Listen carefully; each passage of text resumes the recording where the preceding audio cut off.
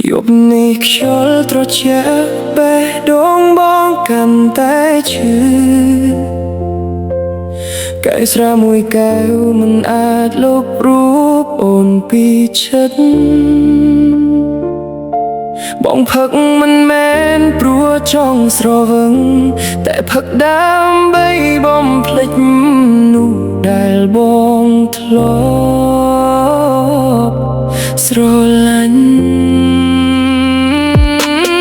បងអង្គុយម្នាក់ឯងក្រោមពន្លឺភ្លើងស្រអាប់ស្ដាប់បទចម្រៀងចាស់នឹកអនុស្សាវរីយ៍គ្រប់ចំហានអូនទៅជាមួយអ្នកថ្មីទុកឲ្យបងឈឺចាប់ស្នាមស្នេហ៍នៅសល់តែមិនអាចវិលដូចដើមកែវមួយកែវពីរទឹកភ្នែកហូរតាមស្រាចិត្តខំប្រាប់ឲ្យភ្លេចតែបេះដូងនៅតែនឹកអូនបងផឹកយប់នេះដើម្បីបំភ្លេចអូនតែផឹកប៉ុន្មានកាយក៏នៅតែនឹករូបស្រស់ធ្វើឲ្យស្រវឹងតែមិនអាចបំភ្លេចស្នេហ៍បេះដូងបងនៅតែហៅឈ្មោះអូនរាល់យប់រាល់ថ្ងៃ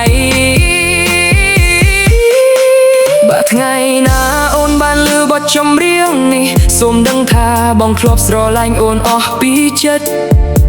ពេលវេលាអាចជាបាល់រពោះតែអនុស្សាវរីយ៍មិនដែលបាត់ពីបេះដូងបង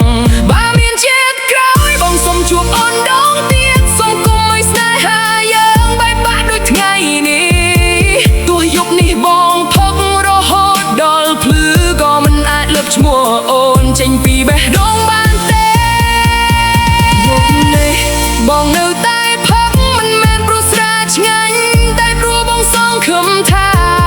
ស្រាមួយកែវអាចជួយបំភ្លេចអូនបានបន្តិច